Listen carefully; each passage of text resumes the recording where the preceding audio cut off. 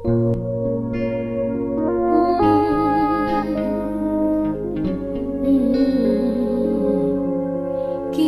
enverrai-je? Qui enverrai-je? Qui enverrai-je pour annoncer l'évangile? J'ai vu la souffrance de mon peuple, je connais sa détresse et tous les cris que lui font pousser.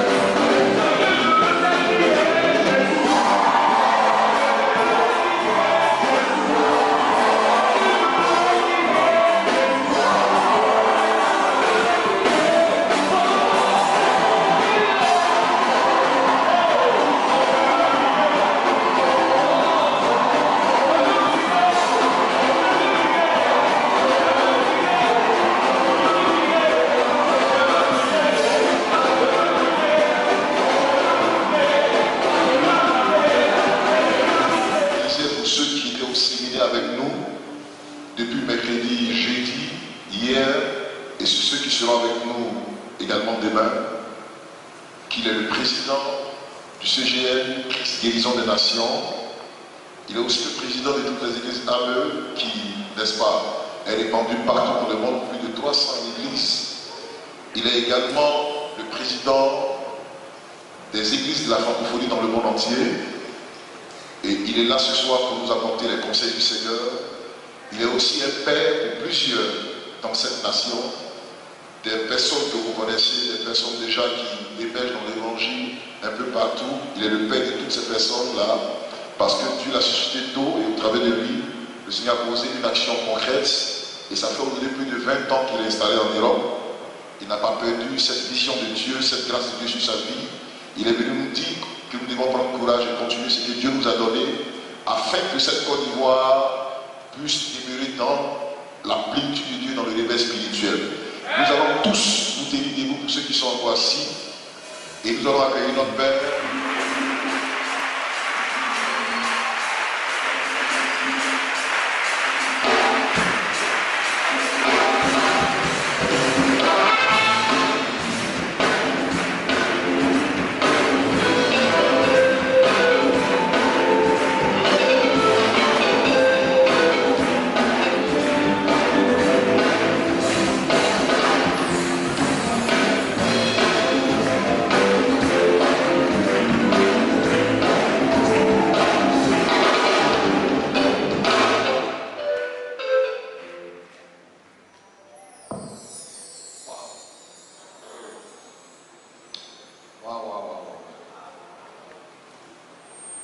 Faites comme ça avec moi. Merci Seigneur. Je ne vois pas vous mettre. Les deux mains, les deux mains, les deux mains. Merci Seigneur. Encore plus fort. Merci Seigneur. Je ne vous entends pas très fort. Merci Seigneur.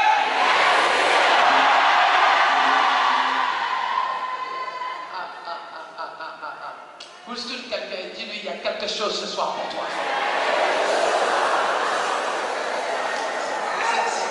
C'est pas quelque chose qu'il faut rigoler avec. Dis-lui, est-ce que tu es au courant de ce qui va se passer?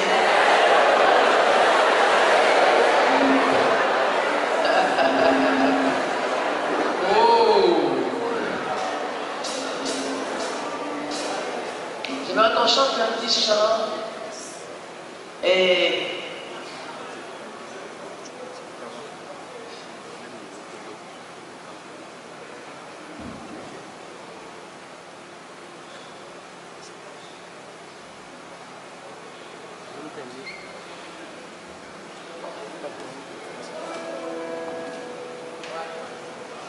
j'aimerais qu'on puisse prendre ce chant ensemble.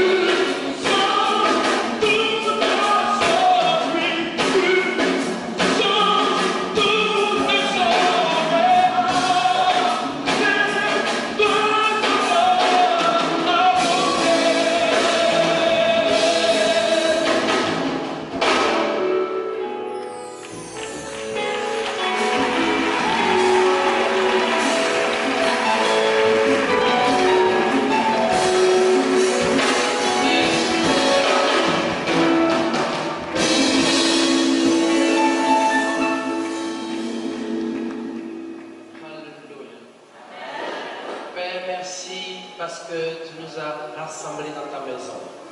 Et tu nous fais du bien d'être ensemble dans ta présence. Et ce soir, quelque chose nous est réservé encore. Nous voulons simplement disposer nos vies pour toi. Parce que chacun est venu ici pour que quelque chose se passe sur sa vie. Chacun est venu ici pour recevoir une action de Dieu. Chacun est venu ici pour que Père, tu nous visites. Et bien plus, Seigneur, que tu nous remplisses. Et que tu t'occupes de chacun de nous. Gloire à toi dans le Saint-Esprit, Père. Parce que ta fidélité est totale, immense et glorieuse. Et nul n'est comme toi. Et nul n'est semblable à toi. Père, tu es bon. Tu es glorieux. Tu es merveilleux. Tu es le Tout-Puissant. Tu es le Roi des Rois. Tu es le Seigneur des Seigneurs. Tu ne changes pas, Seigneur. Merci, Seigneur, pour ce moment qui t'appartient. Dans le Saint-Esprit, que tout le monde dit Amen.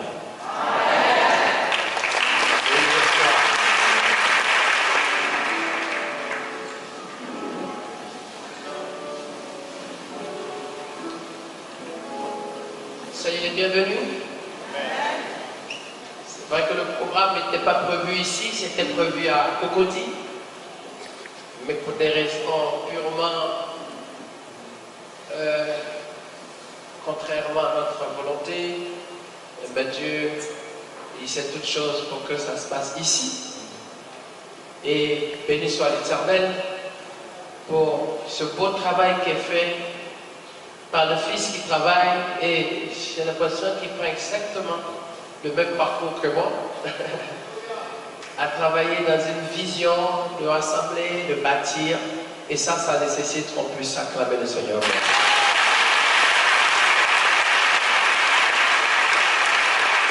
Et la première fois que j'avais commencé à faire la CGCL, la conférence en 95, on s'est moqué de moi, on m'a insulté, de fou, de prétentieux.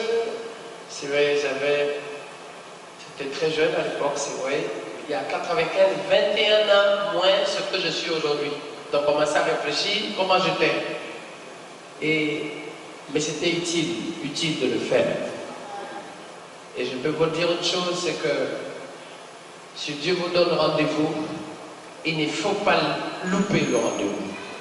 Si Dieu te donne rendez-vous de quelque chose, ne passe pas à côté de ton rendez-vous. Si Dieu te dit, c'est comme ça que je veux que tu fasses, même si c'est coûteux, même si c'est difficile, fais-le, alors tu seras béni. Quand le Seigneur te dit, j'ai besoin de toi, ne réfléchis pas et ne commence pas à calculer avec ta tête. Obéis à l'ordre qui t'est donné, parce que derrière ce que Dieu te dit, il y a des grandes choses qui t'attendent. Quand Dieu se lève et il veut faire quelque chose avec toi, même si tu n'as pas la force, même si tu n'as pas les moyens, s'il te donne l'autorisation de le faire, même si physiquement et matériellement tu ne possèdes rien, celui qui est avec toi a la majorité suffisante pour t'emmener dans la victoire et dans l'élévation.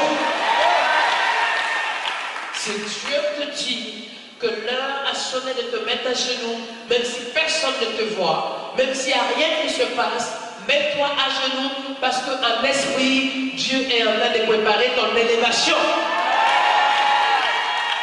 Ah, je vais vous partager un petit secret. Vous savez, dans le mot élévation, juste avant de commencer mon message, dans le mot élévation, vous voyez, on va voir que élévation, c'est élever. Et dans élever, c'est lever. On est d'accord? C'est lever.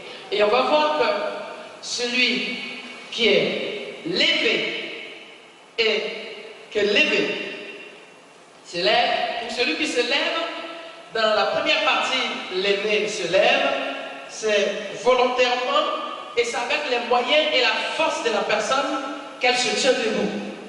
Mais celui qui est élevé, c'est quelqu'un qui est debout, mais qui est porté par quelqu'un d'autre. Quelqu'un qui se lève avec ses forces. Mais quelqu'un qui est élevé, se lève avec quelqu'un qui le met en position.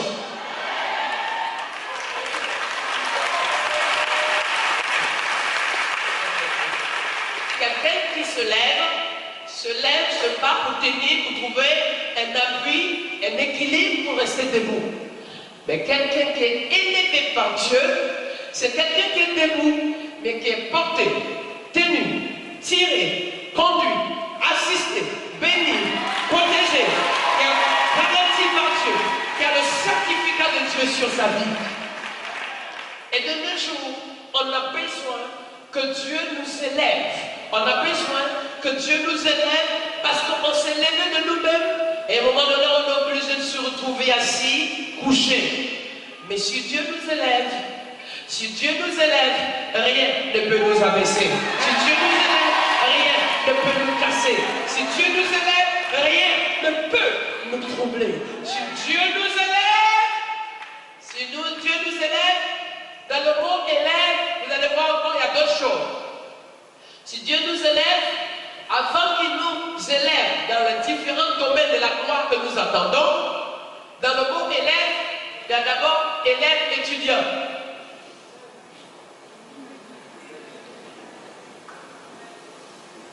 Si tu élèves, ça veut dire qu'il va te préparer. Ça veut dire que tu es son disciple. Ça veut dire que tu es son enfant. Ça veut dire que tu es son choisi. Ça veut dire que tu es son élu. Ça veut dire qu'il a pris le temps de te préparer. Et dans le mot élevé, il y a ce qu'on appelle éducation. Tu dis, j'élève mon enfant. Oui ou non?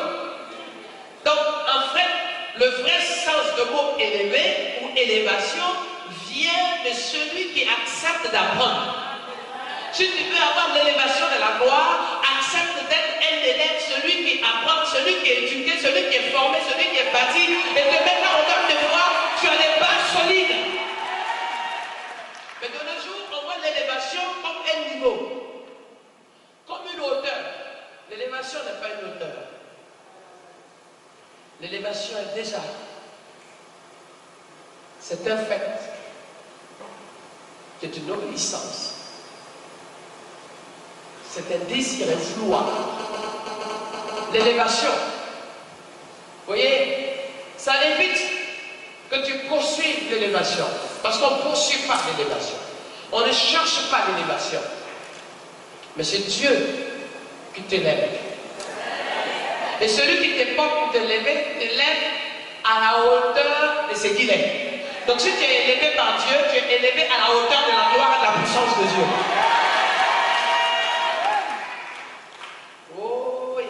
Si tu es élevé par Dieu, tu es élevé au niveau et à la dimension de celui qui entend t'élever. Ça veut dire que tu suis celui qui t'élève.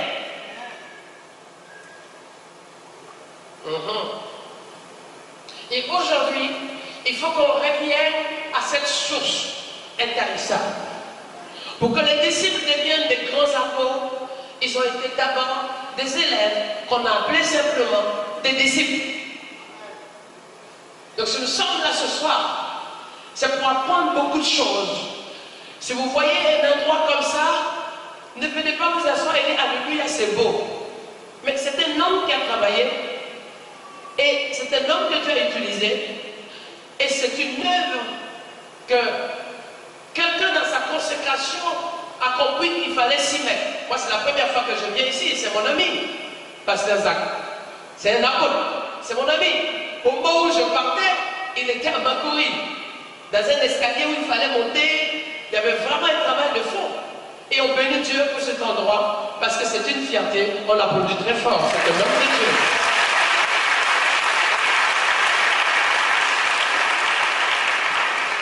Eh oui, il y a des hôtels, il y a des espaces, il y a des camions d'évangélisation, il y a tout. Peut-être maintenant il faut prévoir un lieu pour mettre espace accueil hélicoptère parce que tu vas éviter les bouchons. Et j'espère que tu as fait l'hôpital, c'est prévu quand même parce que ça c'est le contexte. Vous savez, j'ai un problème en Europe. J'ai un problème en Europe parce que on me dit que la vision que j'ai est un peu américaine. Alors je me retrouve un peu plus en accord avec un ami suisse avec qui on est très parce qu'on est. Voilà, les gens ne comprennent pas pourquoi il faut avoir une vision du royaume de Dieu et faire des choses. Mais les gens se disent quand tu sers Dieu, en fait, si tu sers Dieu, c'est que tu sers Dieu, mais tu dois d'abord, voilà, tu comprends. apôtre Zach, tu comprends? Donc tu sers Dieu, tu vois. Non, il faut avoir la vision du royaume de Dieu. Et la vision du royaume de Dieu, c'est pas convoiter les autres, ce qu'ils font. La vision du royaume de Dieu, c'est demander à Dieu, qu'est-ce que tu as pour moi? Qu'est-ce que tu veux faire avec moi? Qu'est-ce que tu m'as appelé à faire?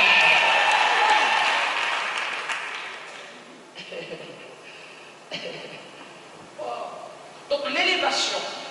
Et mon introduction de ce soir commence par ceci. Pourquoi? Parce que de nos jours, on rencontre beaucoup de choses. Et je sais que beaucoup même sont là, ont besoin que Dieu les guérisse physiquement. On va prier tout à l'heure.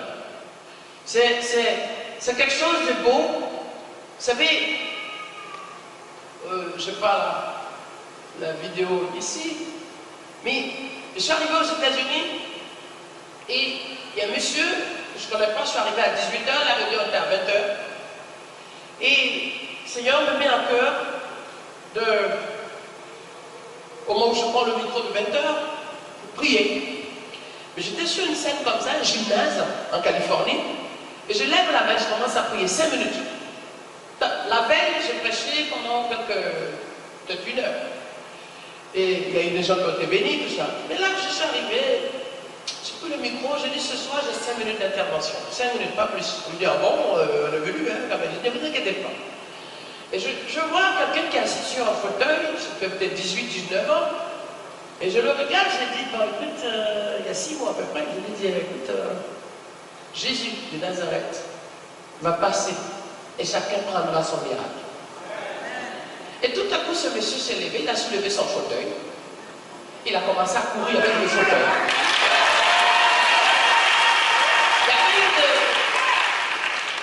Alors, vous voyez, les gens étaient un peu étonnés parce qu'ils voyaient un black, tu vois. Puis là-bas, il n'y a pas de black, il n'y a que d'espagnols, de blanches, de blancs, blancs, tu vois. Et il regarde, il dit, wow, oh, merveilleuse, wonderful, oh Jesus, the power of God.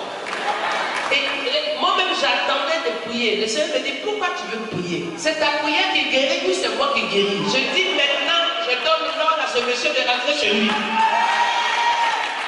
Donc, quand Dieu a décidé d'élever ce monsieur de tous ses problèmes, donc à partir de ce moment, je deviens un canal quelque part, mais sans forcément faire une interférence à ce que Dieu fait. Il faut que vous le compreniez ça. Lorsque Dieu veut t'élever, lorsque le temps de Dieu de ton élévation est arrivé, que celui qui en face soit d'accord ou pas, qu'il n'y ait personne ou pas, qu'on soit fâché ou pas, qu'on soit content ou pas, ou non, qu'on soit content ou pas content, quand mon heure d'élévation sonne, quand mon heure de miracle sonne, quand mon heure de bénédiction sonne, quand mon heure de victoire sonne.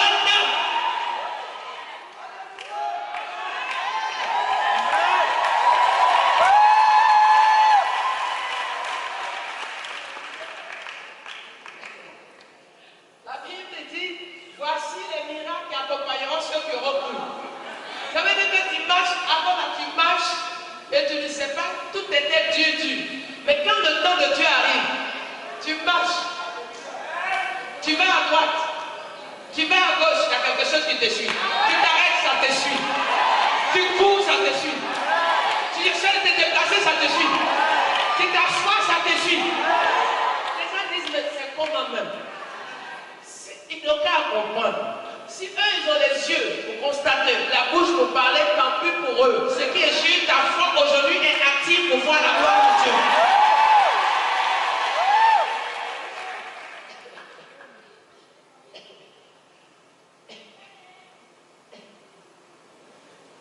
Je vais vous donner un petit témoignage personnel.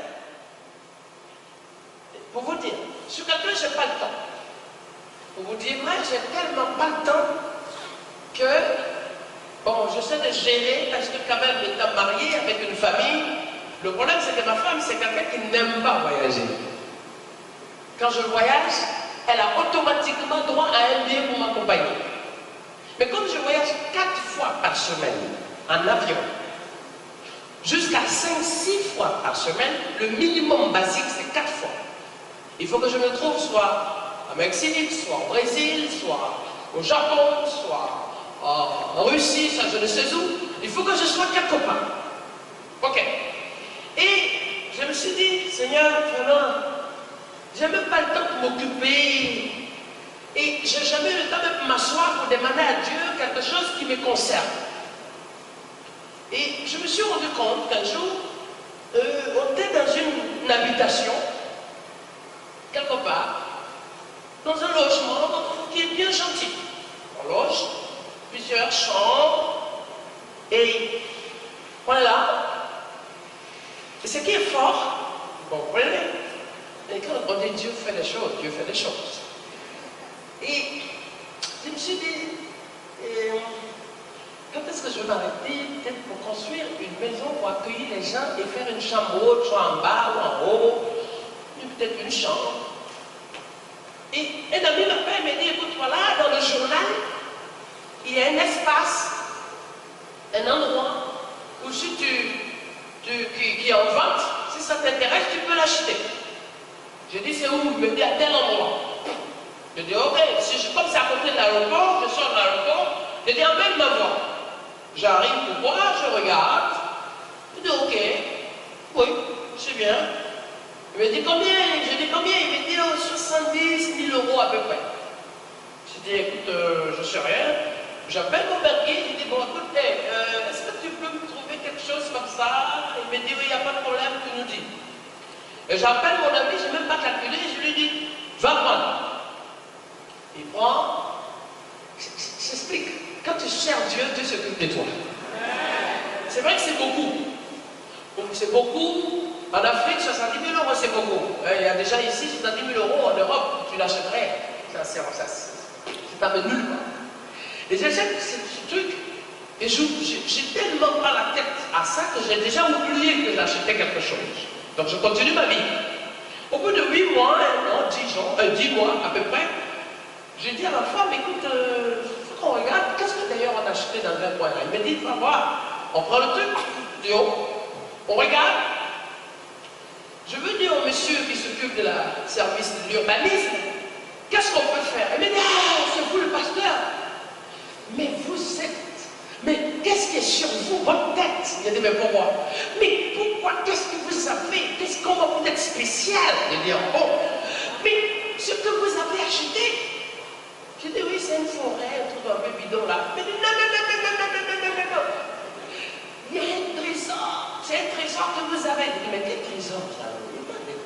On est dans les films un peu bizarres là où ils font un trésor. Je ne suis pas dans ça pour faire. Je dis, il ne faut pas me distraire. Je parle à dans et je parle au monsieur un peu durement. Il me dit, non, en fait, c'est une façon de parler. Et imaginez, vous voyez comment Dieu fait. Je décide de construire un petit peu. Je m'appelle pasteur Georges depuis hier. Mélissa, pasteur Georges, voilà, tu vois. Pasteur Georges. Fais la bise à ton mari. Ah voilà, fais la bise parce que pasteur Georges. On l'applaudit pasteur Georges parce qu'il a été consacré. Voilà. Et lui, il a été consacré. Il y a des miracles. Ils connaissent chez moi. Pasteur Ernest même connaît chez moi. Et ok, tranquille. Mais ce qui est fort, pourquoi je témoigne ça, c'est que moi, je ne réfléchis pas, je vis simplement. Il arrive, et on vient, on me dit, mais, pasteur, mais comment vous avez été conduit à développer ce projet? Je dis, mais pourquoi? Parce que là, j'ai fait une petite maison, j'ai fait des petits cases, quoi, 1, 2, 3, avec un petit baignoire juste pour laver les assiettes et dormir dessus. Bref, vous m'avez compris. Et ça n'a pas d'importance. Mais ce qui est important, c'est que ce acte que je pose ça, quelque temps plus tard, juste quelques mois ou quelques temps plus tard, est valorisé à 1 500 000 €. Ce qui représente à 1 milliard de francs CFA. Ça veut dire que tu fais rien, et le peu que tu fais, Dieu dit, je multiplie. Je multiplie. C'est-à-dire que même si tu ne veux rien dire, là où tu te trouves, la gloire de Dieu vient de te trouver là. Il dit, mais Seigneur, que quand Dieu décide de mettre sa main sur toi, sa gloire sur toi, sa puissance sur toi, sa plénitude sur toi, même si tu ne fais rien de bon, comme regardez David, comment quelqu'un qui est en train de faire les l'ours, il est en train de se battre avec les animaux, protéger les bêtes. Dieu le prend, mais encore le plus beau, on lui dit, va donner à manger à tes frères. Quelqu'un qui va livrer, manger, nous tous on est ici. Tes frères sont en grande position de combat, donc ils sont honorés, donc il va juste donner à manger. Quand c'est comme ça, même tu es énervé parce que tu te dis, pourquoi c'est à moi on a donné ce rôle? Mais c'est dans ça Dieu dit. Tu fais un petit rôle, on ne te voit pas, tu fais rien de bon. Et lorsque les yeux de Dieu et la main de Dieu est avec toi, sache une chose, c'est toi que Dieu va utiliser. Les gens vont regarder, peut-être ils vont chercher à faire un plan pour te faire casser, détruire. Écoute, il faut qu'on comprenne une chose. Lorsque Dieu, vous savez, le mot Dieu, même je préfère même qu'on essaie de vivre un peu la révélation des Juifs. Eux, ils l'ont appelé El Shaddai, El Shammah, Adonai. Nous, comment on appelle Dieu? À partir de ce, commence à réfléchir ce soir. Comment toi tu vas appeler ton Dieu créateur? Et ils vont appeler El Shammah. Ils vont appeler El Shaddai. Et Dieu dit, je m'appelle, je suis. Ça te donne la possibilité de commencer à réfléchir qui est Dieu pour toi. Personnellement, qu'est-ce qu'il fait pour toi? De quoi il est capable d'agir dans ta vie? Comment il manifeste sa puissance dans ta vie? Comment il révèle les grâces dans ta vie? Qui il est avec toi? Comment il te protège? Comment il te garde? Comment il te réserve? Comment il te conduit? Comment il t'assiste? Ce Dieu qui est avec toi, comment tu lui donnes un nom? Moi je peux l'appeler mon créateur et ma vie de tous les jours. Moi je peux l'appeler mon Seigneur et ma protection. Toi tu l'appelles comment? Tu l'appelles comment? Non, non, ça c'est pour les Juifs. Tu l'appelles comment? Mais c'est les Juifs qui disent, toi tu l'appelles comment? Il faut que la Côte d'Ivoire commence à donner le nom de son Dieu, prendre possession du Dieu qui est avec lui. Il faut que les pasteurs, les chrétiens se lèvent et connaissent quel est le grand créateur tout-puissant qui est avec nous. Et vous allez voir que vous n'arriverez même à rien faire. Et vous vous rendez compte que vous êtes porté pour être élevé. Vous avez l'impression que vous avez envie même de vous arrêter parce que vous êtes épuisé et il y a une force divine qui vient vous porter pour vous accompagner. Vous êtes un Seigneur, mais qu'est-ce que je fais? Peut-être je vais m'arrêter cette fois, je suis découragé, je ne vais plus continuer. Et tout à coup, une inspiration nouvelle vient. Une grâce nouvelle vient. Tu es là, tu dis, mais Seigneur, qu'est-ce que je vais dire? Le Seigneur dit, tu n'as rien à dire, c'est à moi d'agir. Et je vais vous dire une chose. Tout ça, ça fait partie de l'introduction de mon message. Pour que vous compreniez que c'est une action divine de Dieu qui fait ces choses. Lorsque quelqu'un a besoin d'être élevé, c'est qu'avant l'élévation, il est couché. Ben, les gens n'aiment pas quand on est couché. Et donc il y a un seul frère qui a dit Amen. Où est celui qui a dit Amen tout seul? Tout à l'heure, j'ai prié pour toi. Hein? Avant que tu ne sois élevé, c'est que tu es couché. Mais si tu es couché, sache une chose, ton élévation arrive. Et si on t'a cassé pour te mettre par terre, sache que ton élévation arrive. Et je vais vous expliquer. Je vais vous expliquer. Attends d'abord. Je vais vous expliquer. Quand on parle de l'élévation des choses de Dieu, l'action du Saint-Esprit dans la vie d'une personne, c'est que la personne est couchée. Mais est-ce que vous savez que la position couchée est la meilleure position que Dieu aime? Parce que celui qui est couché, mais Satan ne peut plus le faire bouger. J'ai dit,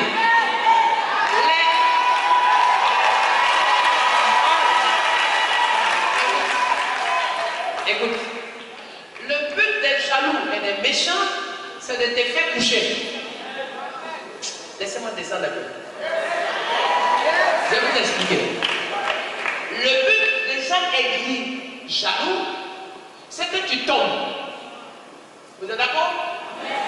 Le but des gens jaloux et aigris, leur désir, c'est que tu tombes. Très bien. Donc, on te fait des pièges, on complote, on t'attaque, on manœuvre, on te détruit, on te calomnie, on met le complot contre toi, on manœuvre à fond contre toi pour que tu tombes. Okay. On essaie de complètement te déstabiliser. Ça, on dit, je veux voyager, il y a plein de choses qui veulent me déstabiliser, et je suis ce matin tranquille, et il y a des gens qui sont venus pour chercher à me déstabiliser. Pour que tu fasses quoi? Tu souffres de plusieurs douleurs. Il souffre déjà de la chute qui peut être très dure, mais il souffre du fait que maintenant, au lieu d'être debout, il est par terre. Et il souffre aussi parce que, étant par terre, il arrive blessé, il n'a pas la force de se lever tout seul. Oh! Moi j'ai eu une occasion. En sortant en avion en voyage, le 23 août, je venais de rentrer de l'Alaska. Le samedi, le 22 août, je venais de l'Alaska. Le 23 août, je pris l'avion, je devais aller en Caraïbes, et je glisse, je tombe, je me fracture le genou à sortant de l'avion, parce qu'il y avait une passerelle et ils n'ont pas nettoyé l'eau. Il pleuvait, ils n'ont pas nettoyé. Donc, au moment où je veux me lever, j'avais tellement mal que je me suis coupé ce qu'on appelle rupture de tendon rotunier. C'est tellement douloureux, ce truc-là. Les pompiers ont bloqué la piste, ils sont venus me chercher et m'emmener dans un hôpital pour faire l'intervention. Bref. Ok. Mais ce qui est bon aussi, c'est que par moment, tu es en train de courir, et le Seigneur te dit, écoute, je suis avec toi. Mais, j'avais planifié de prendre des vols, des avions, j'avais au moins 11 billets en avance. Mais dans le 7e billet que j'avais, j'étais réservé sur un petit avion. Et on avait bloqué un petit avion pour une mission intérieure, quelque part. Donc, je n'ai pas pu prendre l'avion. Ceux qui m'attendaient sont frustrés, fâchés. Donne l'ordre pour que quelqu'un d'autre ait ma place. Je dis, le Seigneur me dit, à bouger. Mais je peux vous dire, le petit avion qui était réservé à décoller est tombé, 4 morts. Et mon siège, là où j'étais assis, est resté vide, puisque on avait pris l'avion pour 5-6 personnes. Et le pilote est resté dans le coma, c'est un truc de fou. Tomber par terre, c'est biblique. Qu'il fasse quoi? Que celui qui tombe se relève. Et que celui qui est debout est celui qui est tombé à se relever. Et sauf qu'aujourd'hui, il y a des gens qui trouvent le moyen plus de t'appuyer pour que tu restes à moi en bas. Mais comme à Abidjan, les gens ne sont pas comme ça, donc c'est différent. On ne va pas voir la grâce que Dieu a fait, on va plutôt trouver le moyen d'empêcher la personne d'évoluer. Abidjan, il y a quoi? Et Côte d'Ivoire. Il est tombé, hein? Elle baisse comme ça. Chuter, les gens disent quand quelqu'un chute, c'est qu'il a chuté, il a chuté. Non, non, je chute tout court, chute. Donc il est debout, et elle chute. Et tu te dis, tu as besoin que quelqu'un t'aide à te relever. Tu vas trouver plutôt des gens qui t'appuient.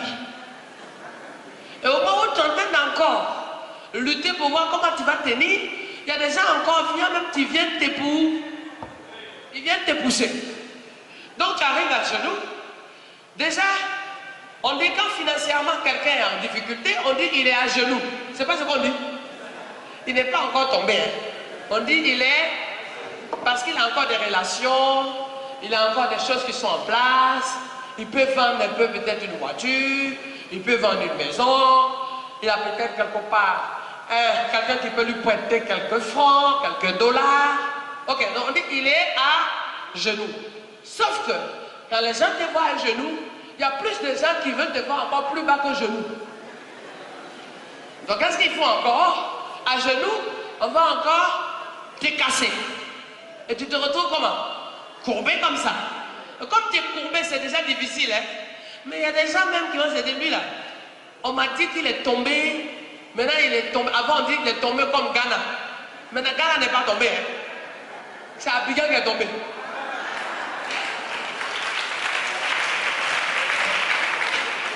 Mais par la grâce de Dieu, Abidjan s'élève. Donc, au moment où tu es comme ça, on dit, mais vraiment, il y a même des gens qui passent pour te dire bonjour. Mais en fait, ils ne sont pas pour te saluer. Ils veulent vérifier que ce qu'ils ont entendu là est bien vrai. Et ce n'est pas fini. Donc tu te retrouves à un moment donné, comme ça un peu. Mais comme tu ne veux pas tomber parce que tu veux résister, l'humain il est comme ça. Hein? Il lutte toujours. Donc tu es en train de lutter pour tenir un peu la tête devant. Quand quelqu'un passe, il dit, écoute, je suis passé, il n'avait même pas 10 000 francs. J'ai vu qu'il avait seulement 1000 francs. Quelqu'un d'autre vient encore, dans 1000 francs, il enlève 800 dedans. Donc toi, tu es déjà par terre. On fait tout encore pour que tu sois comment? Mais quand tu couches, tu es couché comme ça. Et tu es encore, mais la tête ne tient pas de... Tu luttes. Tu luttes pour tenir ta tête haute. Donc tu es en train de lutter.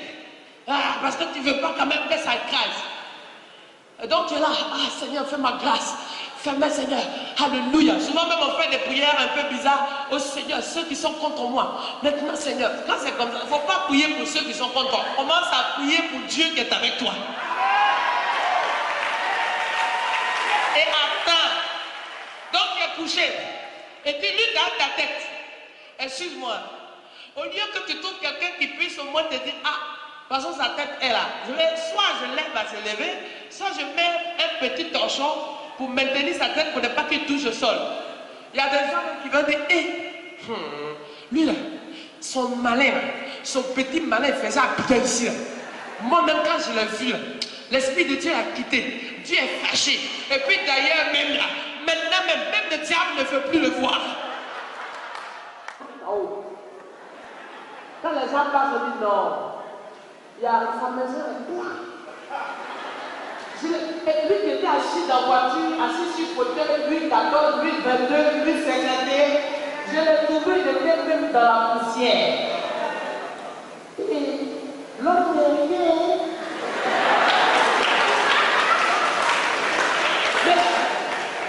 Les gens qui disent ça, c'est eux-mêmes qui sont contre toi.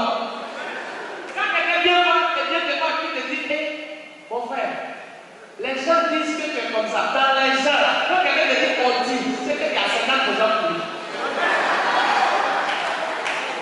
On dit que, ouais, on entend, on dit que, parce que si toi tu ne penses pas ça, au moment où tu entends que les gens disent, tu dis, hé, arrête, je connais le frère.